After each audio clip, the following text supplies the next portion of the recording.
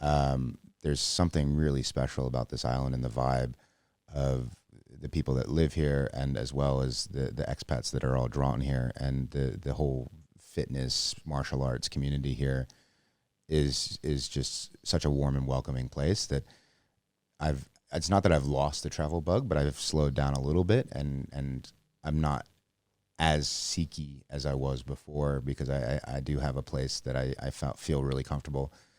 And it's one of those places that, you know, people in the Middle East or people back home would ask me, like, why do you like Thailand so much?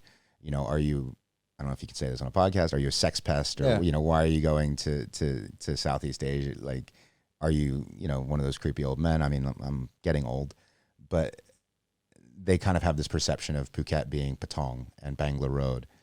And, you know, I've had a couple friends now come and visit and change that perception, you know, down in Rawai and in Chalong, and now even up here in Bang Tao, you know, having a 1.5 kilometer long street with a couple of gyms and martial arts and healthy food and a whole lot of people that are just trying to help each other. You know, I've met a lot of people that are recovering drug addicts, a lot of people like me that have had weight problems their entire life, trying to balance that out.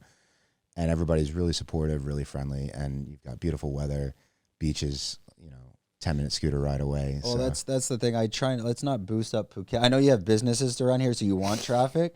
But people ask me, they're like, yeah, well, I'm not coming to, like, friends will be like, yeah, I'm not coming to Phuket, it's Patong. It's like, yeah, it's terrible. Don't come here, and tell everyone else too, please. Yeah, because I mean, the gyms are getting busy, so we need, what I mean, my opinion is I can see Phuket, the island, is very close to becoming tainted like Bali.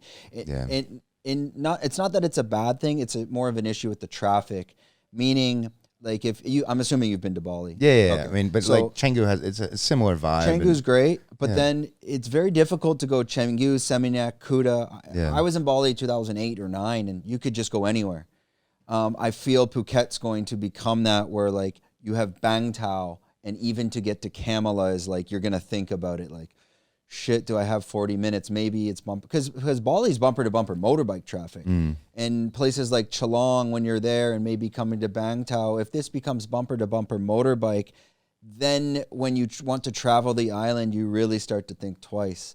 I hope it doesn't become like that, but with the construction even going up in Laguna, I think it's en route. Yeah, I mean, it's a double-edged sword, you know, being such a great place that people want to come, you know, also then attracts too many people at a certain point, and finding that right balance is always challenging. But, you know, I still like Bali. I still, you know, I'm a city kid, and I'm used to, you know, New York, Dubai, Hong Kong. You know, I've lived in a lot of very busy, very, very populated places.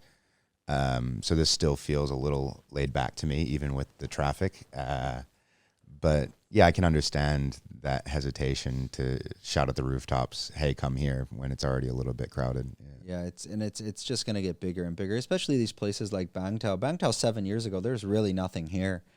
It's blown up since COVID. Actually, COVID made Bang Tao grow because of the pig beach, we call it.